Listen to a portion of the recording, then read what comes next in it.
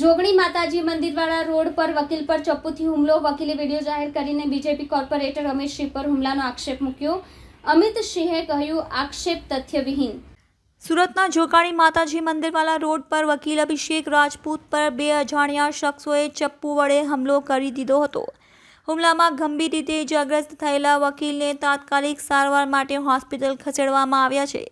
હુમલાની ઘટના સાથે જ વકીલ દ્વારા વિડીયો જાહેર કરીને ભાજપના કોર્પોરેટર અમિતસિંહ રાજપૂત ઉપર હુમલો કરાયોનો આરોપ મૂકવામાં આવ્યો છે. આ वीडियो में इजाग्रस्त वकीले कहूँ, मेरे पे हमला हुआ है, ये सब अमित सिंह और पंकज सिंह जो मेरे बड़े भाई हैं, उनके जो जीजी और साले हैं, उनके ये सब चाल है और ये मेरे से पाँव पे चप्पू मार दिया है. ये मुझे जानबूझ के मारा गया है. इसमें अमित राजपूत जो कॉर्पोरेटर हैं उनकी पूरी चाल है.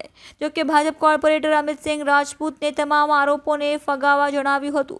હું હુમલામાં સમયે ઘરમાં પૂજામાં વ્યસ્ત હતો અને વકીલના આરોપ તથ્યવિહીન છે. આ ઘટનાને રાજકીય રંગ આપી રજૂ કરવામાં આવી રહી છે. હુમલાની પ્રથમ માહિતીમાં ખુલાસો થયો છે કે હુમલાખોરોએ પહેલાથી જ અભિષેક રાજપૂત પર હુમલો કરાવી યોજના ઘડી હતી. બંને આરોપી ગાડીમાં આવ્યા હતા અને ચપ્પુ વડે હુમલો કરી ફરાર થઈ ગયા હતા. પોલીસે ઘટનાની ગંભીરતાથી લઈને તપાસ શરૂ કરી દીધી છે અને હુમલાખોરોની ઓળખ તથા તેમના ઉદ્દેશ્ય જાણવા માટે ટેકનિકલ તપાસ સાથે સીસીટીવી ફૂટેજની તપાસ શરૂ કર્યું છે. પોલીસ દ્વારા કેસમાં આગળની કાર્યવાહી શરૂ કરવામાં આવી છે. નમસ્કાર મિત્રો, હું Amit Singh Rajput, corporator ward number 26. મિત્રો, અત્યારે કલાક દોઢ કલાક પહેલાં વિડીયો વાયરલ થયો છે જેમાં એક શખ્સ છે અભિષેક રાજપૂત કરીને, એ મારું નામ લે છે, મારા પર આક્ષેપ કરી રહ્યો છે.